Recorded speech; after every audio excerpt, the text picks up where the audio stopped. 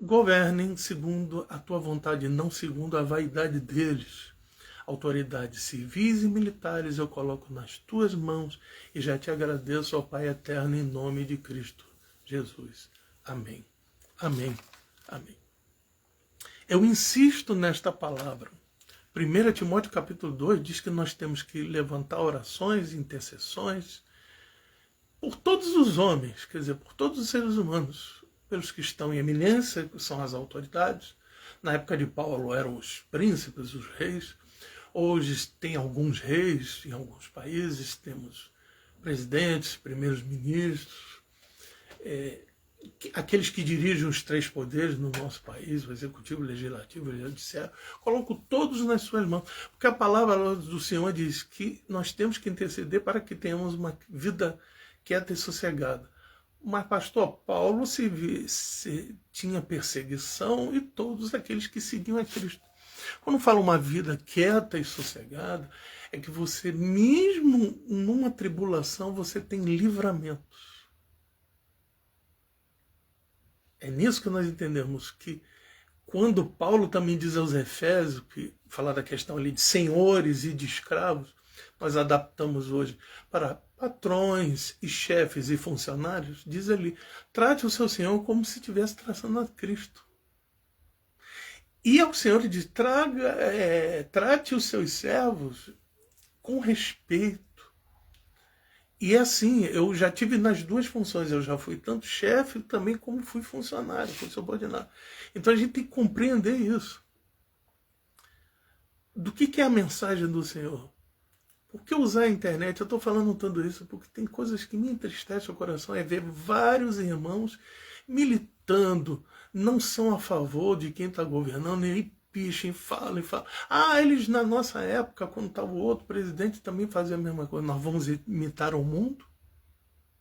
Ou vamos fazer o que está a sua palavra?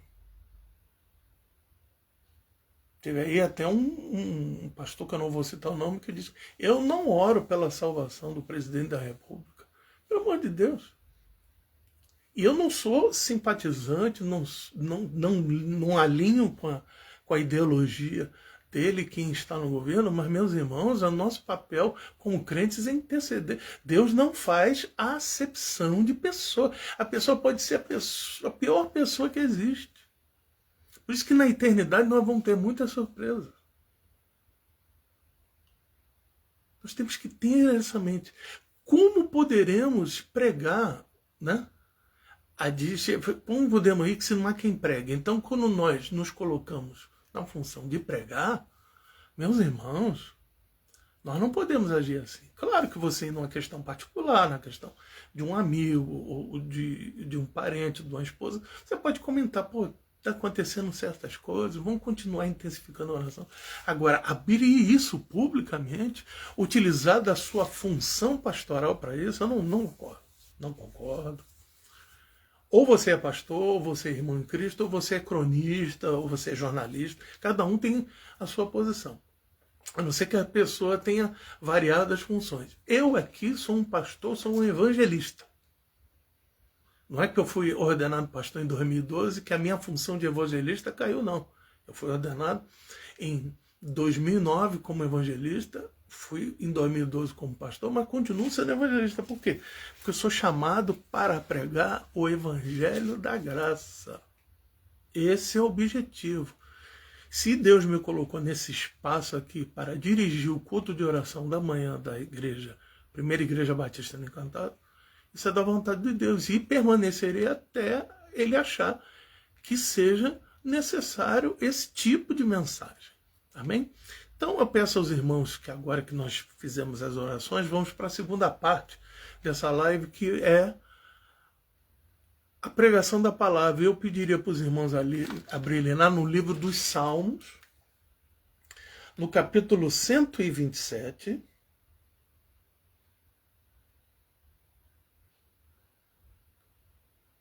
Vamos abrir lá no livro dos Salmos, no capítulo 127.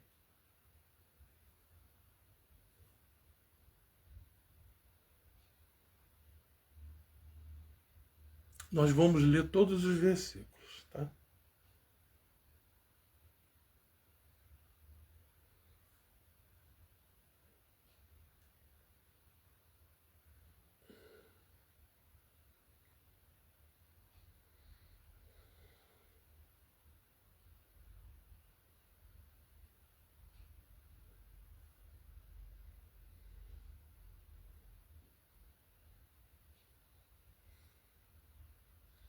Vamos lá, diz assim a palavra do Senhor, no versículo 1.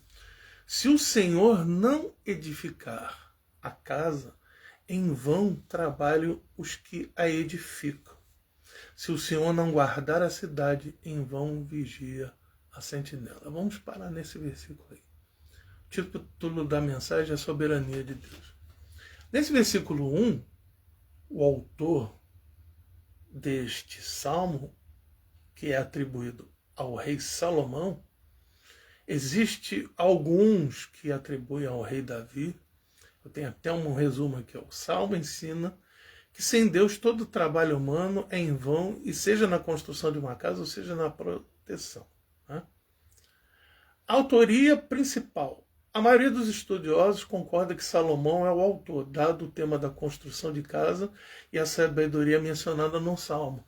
Diz que até foi escrito na época da construção do templo. Uma tradição sugere que o salmo composto tenha sido de Davi para Salomão, enfatizando que os esforços da construção do seu filho eram uma tarefa abençoada pelo Senhor. Nós sabemos que não foi permitido a Davi fazer uma casa para o Senhor, isso foi atribuído a Salomão. Né?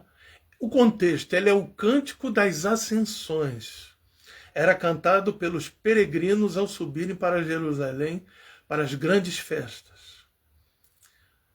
Mostra que os esforços humanos, seja para construir uma casa ou uma cidade, são em vão, sem a bênção de Deus. Também celebra os filhos como uma herança ao Senhor. Olha que texto maravilhoso. Se você constrói qualquer coisa, por isso que fala que a nossa casa espiritual tem que ser sobre a rocha. Né? Aqueles que colocam a sua casa sobre terreno arenoso, pode vir um vento e vai derrubar ela. Tem que ser sobre a rocha, tem que ser sobre Cristo. Eu coloco uma situação, porque minha esposa compartilhou um vídeo comigo, que lá onde teve esses ventos fortes, uma casa de madeira permaneceu de pé. De uma senhora que clamava pelo livramento e Deus livrou. Foi a única casa ali naquela região que ficou de pé, uma casa de madeira. Quando Jesus fala que nós temos que construir a nossa casa espiritual sobre a rocha, é sobre Ele, é sobre o Senhor Jesus. E aqui, no contexto de Salomão, ele disse, em vão vigila, em vão os trabalhadores se constroem a sua casa, e em vão vigia o sentinela, quer dizer, o guarda. Eu sempre transmito isso. Em vão é a polícia se o Senhor não guardar a cidade. Eu digo, tudo que acontece é com a permissão de Deus. É soberania e permissão dele. Ah, não, o Rio de Janeiro recebeu o show da cantora tal, abriu portais do inferno. Gente, se fala mais de diabo do que de Jesus. Nós sabemos que o diabo é nosso adversário. 1 Pedro 5,8 fala, sede sóbrios e vigiantes, porque o diabo, vosso adversário, anda em derredor, esperando alguém que ele possa tragar. Mas em 1 João, o apóstolo João diz assim, maior é o que está em vós do que está no mundo. Mas as pessoas continuam com essa coisa mística de colocar o diabo, que Deus só age no último minuto do segundo tempo ao teu favor, ao nosso favor. Salmo 91 diz que Deus dá ordem aos seus anjos ao vosso respeito. Nós não sabemos, nós somos guardados dentro da nossa casa, nós saímos. Eu tenho um devocional que quando saio de casa eu digo assim, o Senhor guarda a minha entrada e a minha saída desde hoje para sempre. Salmo 121, verso 8. Mas eu posso sofrer um acidente, eu posso receber uma bala perdida, eu posso ter uma doença incurável, e mesmo assim eu continuo sendo guardado por Deus, porque lá nas cartas de João, eu acho que é 1 João, 2 João, diz assim, aquele que é nascido de Deus, o maligno não toca. Quando fala o maligno não toca, está falando da nossa salvação.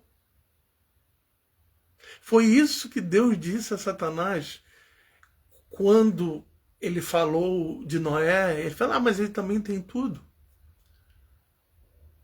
Ele diz, pode tocar em tudo na vida dele, só não mexa nele, na vida, aliás, pode tocar em tudo, menos na vida dele. Quando está falando é vida espiritual. Porque ele teve uma doença, que ele tinha um desejo de coçar o corpo com um caco de telha, imagina a aflição dia e noite com relação a isso. Cheirava mal. Recebeu amigos que falaram, você tem algum problema com Deus? Tem gente que fala isso. Você só vive doente? Então, pastor Joselito, que só vive doente, a irmã Ana Paula, que só vive doente, pastor Alexandre, que só vive doente, a irmã Solange, que só vive doente. Então, nós estamos pecando direto. Como se essas pessoas que nos acusam não pecassem. Uma coisa é estar debaixo do pecado, com todos nós somos salvos pela graça de Deus, e a outra coisa é viver deliberadamente em pecado. Essa é a diferença. E existe até uma advertência lá em Hebreus 10. E ali em Hebreus 10 não fala que a pessoa salva vai perder a salvação. Ela diz assim, que não resta mais sacrifício, mas um sentimento, uma expectativa de morte. Porque a pessoa tem um foguinho pequenininho do Espírito Santo e diz, gente, eu continuo, eu estou todo errado. É por isso que Deus amava Davi. Ele mesmo todo errado, sofreu consequências de seu pecado dentro da sua família. Mas ele dizia, não tire de mim seu Santo Espírito, substitui meu coração de pedra por um coração de carne. Isso ele orava enquanto o seu filho, fruto do pecado de adultério, estava doente. Quando o menino morreu, ele tirou o pano de saco, saiu do seu devocional a Deus, de jejum, de súplica, de tristeza, e se levantou porque ele entendeu que aprove a Deus que aquela criança não vingasse. E também aprove a Deus, por ser uma criança inocente, apesar de todos nós nascermos debaixo do pecado, Deus manda a criança para o inferno. Isso aí são coisas, são especulações que não tem escrito na Bíblia. Eu me apego a que Jesus disse, vinde de mim as criancinhas, porque delas é o reino do céu. E nisso já digo mais ou menos o que eu penso. Vamos voltar para o texto aqui, né? Então falamos da questão da inutilidade de um trabalhador em edificar a sua casa. E quando Salomão está falando isso, ele está falando de uma casa para Deus, apesar que Deus não habita em templos feitos pela mão humana. Naquele tempo se colocava no Santo dos Santos, onde o sumo sacerdote só podia entrar, continuando o trabalho do tabernáculo, né, da tenda da congregação para o templo, onde tinha um átrio, onde o povo ficava para adoração, o lugar de todos os sacerdotes e levitas no seu funcionamento, e no Santo dos Santos, que era guardado por 4 véus que representam, na questão da cristologia, os 4 evangelhos, estava lá a Arca da Aliança, a lei de Deus, e o sumo sacerdote só podia entrar lá uma vez por ano, tinha que fazer purificação dos seus pecados antes de entrar lá. Ele era amarrado com cordas, com guizos, porque se Deus aprovesse tirar a vida dele ali, e ninguém escutasse a movimentação do sacerdote através dos guizos, ele era puxado por uma coisa. Ninguém poderia entrar lá, a não ser o sumo sacerdote. Porque o sumo sacerdote aponta para quem? Para Cristo. Que, segundo Hebreus 3, ele é sumo sacerdote e apóstolo da nossa confissão. Por isso que eu falo, tem muitos aí que se acham sumos, né? Sacerdotes, sumos pontífices, sumos profetas, se acham apóstolos, mas o único sumo pontífice e apóstolo da nossa confissão é nosso Senhor e Salvador Jesus Cristo. Eu digo até que na questão de pastores nós somos apenas auxiliares, porque o sumo pastor é o nosso Senhor Jesus. Mesmo líderes de todas as mais variadas denominações cristã são ovelhas de Deus e todos nós prestaremos contas ao Senhor, até aqueles que cometem absurdos nos dias de hoje, eles também vão prestar conta ao Senhor. Diz o tribunal de Cristo, 2 Coríntios, que vão nos apresentar o que fizemos de bom e de mal diante dele. Ele vai nos julgar. Falamos aqui dessa edificação, falamos do Senhor. Se ele não guarda a cidade, e vão vigiar a sentinela. A sentinela aqui representa todo o esquema de segurança, seja ela da Polícia Militar, seja civil, seja Polícia Federal, seja a Guarda Municipal, sejam vigias e seguranças privadas de empresa, de bancos, em vão. Eles todos são em vão se Deus não guardar a cidade. Dentro desses oficiais, das instituições que eu citei, tem muita gente que é serva de Deus. Já foi filmado e colocado aí. Homens com a arma na mão, orando. As pessoas acham isso um tremendo absurdo. Absurdo. Tem pessoas também no lado do crime que também oram também. Porque são filhos de crentes, já foram crentes. Eu vi testemunho de um pastor que foi traficante. Quando eu congregava lá em Vista Alegre. Hoje é um servo de Deus. Ele, o pastor que me ordenou a evangelista, o pastor Baltazar, ele entregou folheto a ele quando ele ainda era de lá. E ele se tornou, meus irmãos, um servo de Deus. Não perguntei se ele esteve preso, se ele se converteu na cadeia. Existem muitas pessoas que dizem que servem a Cristo na cadeia para poder ganhar alguns benefícios. Mas Deus é que vai julgar essas pessoas. Mas existem conversões sinceras. Não são muitas, mas existem. Então, em vão vigia o sentinela se o Senhor não guardar a cidade. Então, qual é o clamor das igrejas, dos ministérios? Eu tenho visto aí. Vamos separar um horário para clamar pela nossa cidade, pelo nosso estado. Acho isso espetacular. E gosto de compartilhar isso, porque nós temos que separar momentos, sim. Eu não sou do grupo de oração, meu irmão. A palavra do Senhor diz que nós temos que orar em todo tempo, orar sem cessar, orar em todo tempo no Espírito, seja no ônibus, no trabalho. Você não precisa verbalizar a sua oração. Ora com a sua boca fechada. Nós temos essa cognição que nos facilita isso através do pensamento. Nós pedimos perdão pelo pensamento, atos e palavras, porque, na realidade, a tentação consumada, né, virando pecado, ela começa aqui na nossa cabeça. Então, a nossa cabeça também tem que ser para pensar coisas boas. Senhor, repreenda tudo que não presta, tudo que não vale a pena, que eu venha pensar aquilo que Paulo diz, tudo que é bom, tudo que é digno, tudo que é de boa fama, nisto pensais. E até o nosso último dia de vida nós vivemos nessa batalha da mente. Então, temos que orar para que o sentinela guarde a cidade, mas acima das sentinelas esteja a mão do nosso Deus. Aqui tem um outro contexto também, aqui, que ele fala: inútil é levantar de madrugada, repousar à tarde, comer pão de dores, assim Deus dá aos seus amados o sono. Tem muitos que interpretam para os dois lados. Quer dizer que não vale a pena eu acordar cedo para ir trabalhar? Então eu vou chegar atrasado. Ou então eu vou sair do emprego. Ou então se eu acordar cedo não vou chegar à tarde. Eu trabalhei por algum tempo, acordava cedo e às vezes saía depois do horário. E tinha sofrimentos, como fala aqui de questão de pão de dor. Mas o nosso sono é guardado por Deus. Deus nos abençoe enquanto nós dormimos. Você vê que Deus nos guarda acordados. Quando fala que a alegria vem pela manhã, é que quando a gente entrega a verdadeira mão na mão de Deus, não tomando conta da ansiedade, não estou dizendo que a ansiedade é pecado, como alguns falam, que ter medo e ansiedade é pecado. Isso não é pecado. É uma questão de insegurança e de um problema muitas das vezes diagnosticado como uma doença mental e que se controla por medicamentos ou por tratamento psicológico. E tem muitos evangélicos que estão nessa situação, como é o meu caso. Eu sou diagnosticado com ansiedade, além de síndrome pós-Covid. Mas eu confio no meu Deus. Confio que Ele permitirá que eu tome alguns medicamentos, que eu esteja em casa, fazendo essa transmissão até o dia que Ele quiser. O dia que Ele não quiser mais, eu vou sair dessa condição.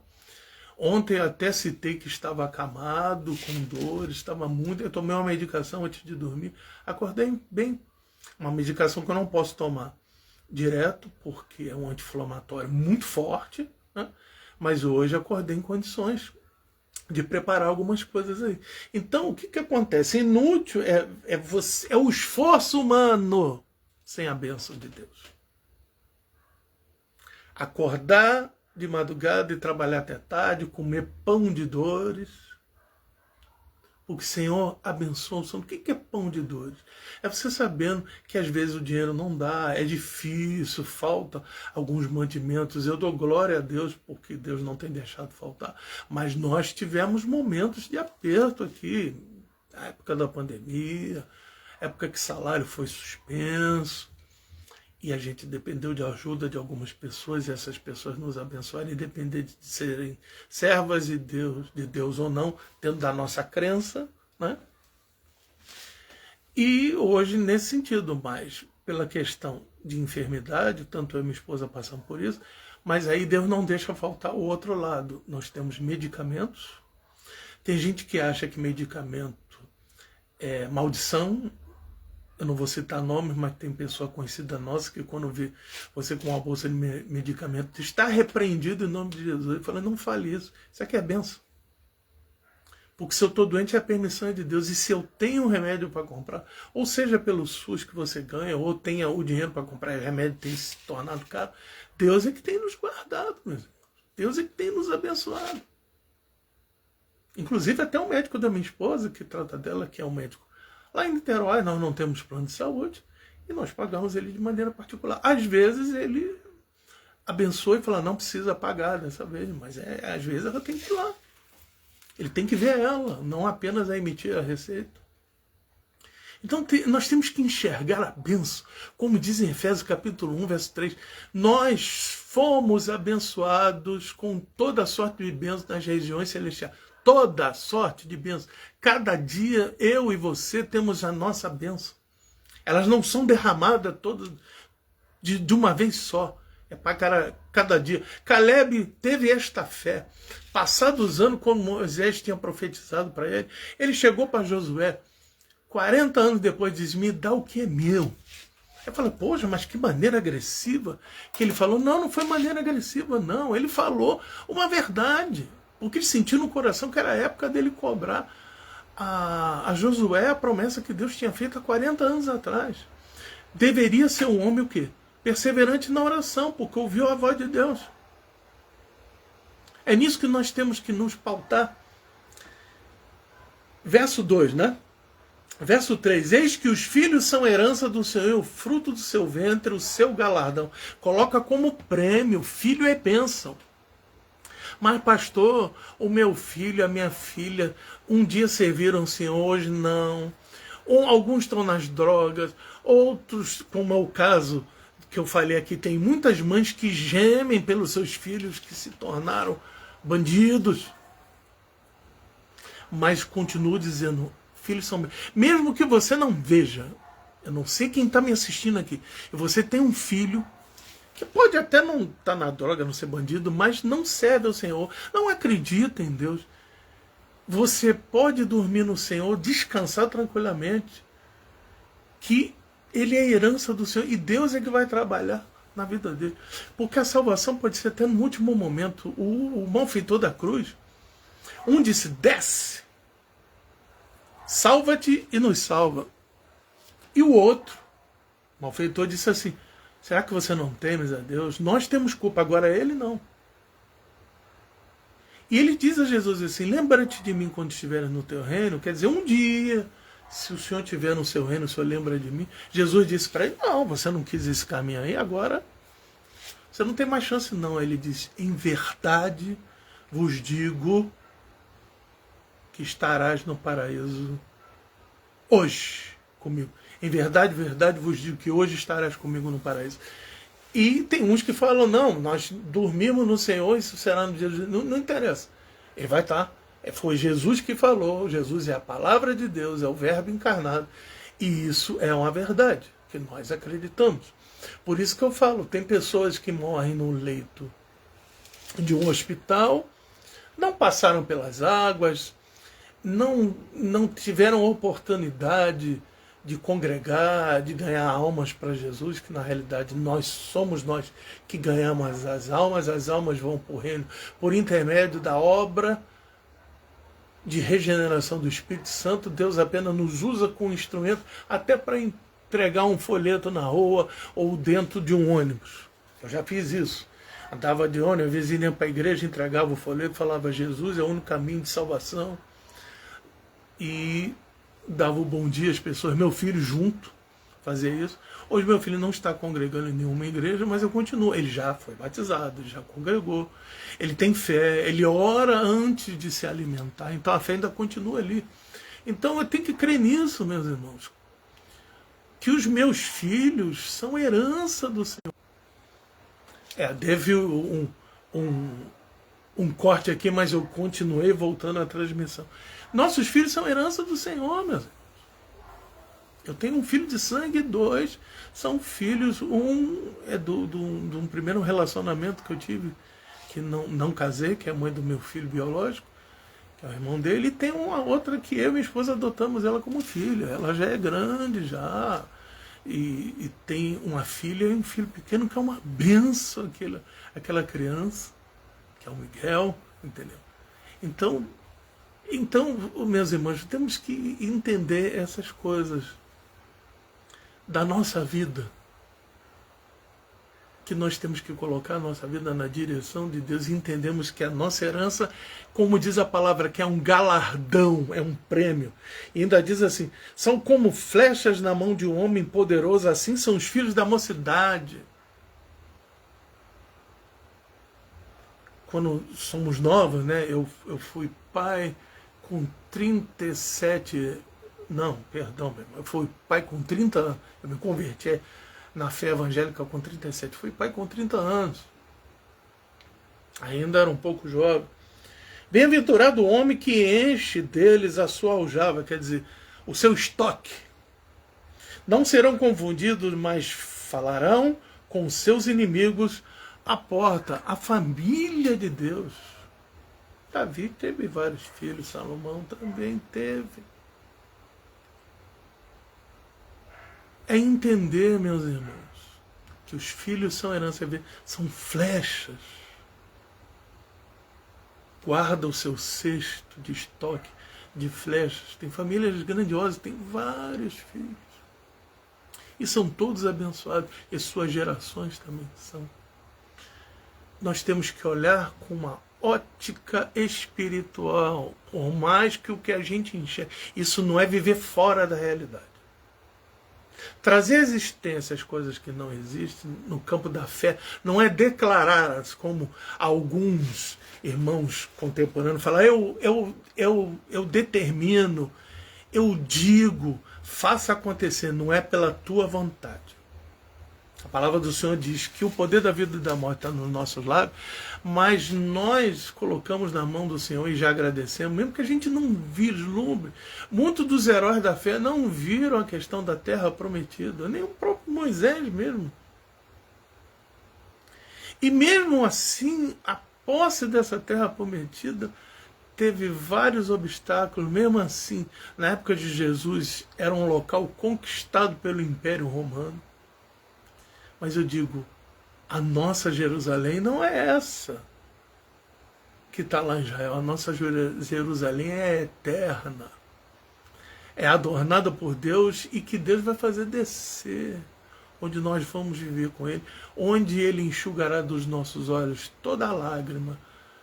Não sentiremos dor nem medo, porque a sua própria luz nos iluminará.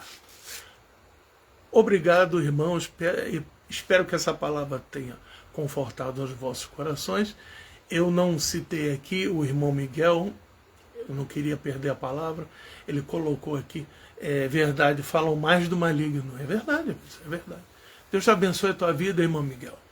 Deus abençoe a tua casa, a tua família, o teu chamado em Deus. Porque você tem um chamado em Deus. Por mais que às vezes o irmão fique desanimado, não sei por que eu estou dizendo isso, mas Deus é contigo. Deus, ele escuta os teus pensamentos. Você não tem quase falado, você tem mais pensado. Deus escuta todos eles. Deus está contigo. Às vezes, no momento da maior incerteza, porque até João Batista, lá antes de ser decapitado, ele pediu para os seus discípulos, que foram se tornar discípulos de João depois, ele disse assim, pergunta a ele se ele é o Messias ou se virá outro. Jesus não criticou ele, só disse que homem nascido de mulher não é ninguém maior do que João. E o menor no reino não é maior do que João. Esse é o reino de Deus, onde todos nós, líderes e liderados, pastores de grandes igrejas ou de pequenas igrejas, nós somos todos iguais. Irmãos, oficiais ou não, todos que servimos a nosso Deus Pai em Cristo Jesus, somos todos iguais. Por isso que diz lá em Romanos 8, 29, aos que antes conheceu, os predestinou para serem conforme o seu Filho primogênito. Você vê que ele não fala nem como unigênito, fala como primogênito, para que sejamos diante dele todos os irmãos. Jesus é nosso Pai, Jesus é o nosso Salvador.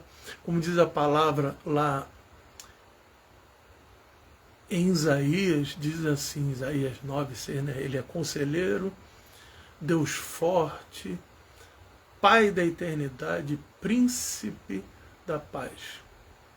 Maravilhoso conselheiro, Deus forte, Pai da eternidade, príncipe da paz. Ele é nosso amigo, ele é nosso irmão mais velho, ele é o primogênito de todos, não como criatura, porque Deus não foi criado por Deus.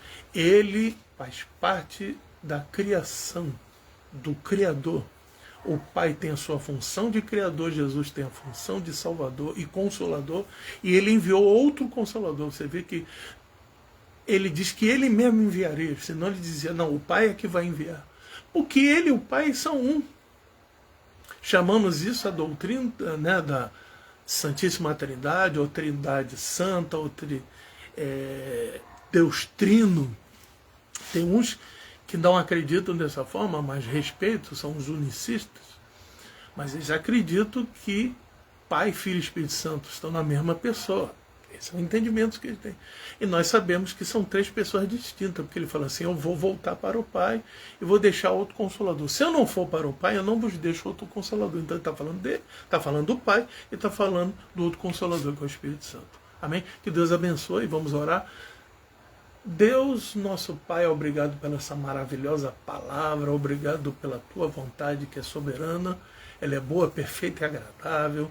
Eu me sinto muito bem em ter pregado essa palavra hoje, que eu queria pregar na semana que vem, mas o Senhor que sabe de todas as coisas, porque todas elas acontecem, eu continuo confiando todos os dias em Ti, em batalhas de pensamento, mas eu continuo contigo, Pai, porque o Senhor que tem me mantido de pé, e glorifico o Teu nome, peço que o Senhor abençoe todos que estão ao vivo comigo, todos que vão ouvir essa gravação, tanto aqui pelo Facebook, como pelo meu canal no YouTube, abençoa todas essas vidas, Pai eterno e todo-poderoso, que essa palavra, essa mensagem, de soberania de Deus fique nos corações para entendermos que tudo tem um propósito para acontecer. Assim eu oro e te agradeço, ó Pai eterno, em nome de Cristo Jesus, que a graça de nosso Senhor e Salvador Jesus Cristo, o amor do Pai e a consolação do Espírito Santo esteja convosco e com toda a igreja do Senhor Jesus, sobre a face da terra. Amém. Amém.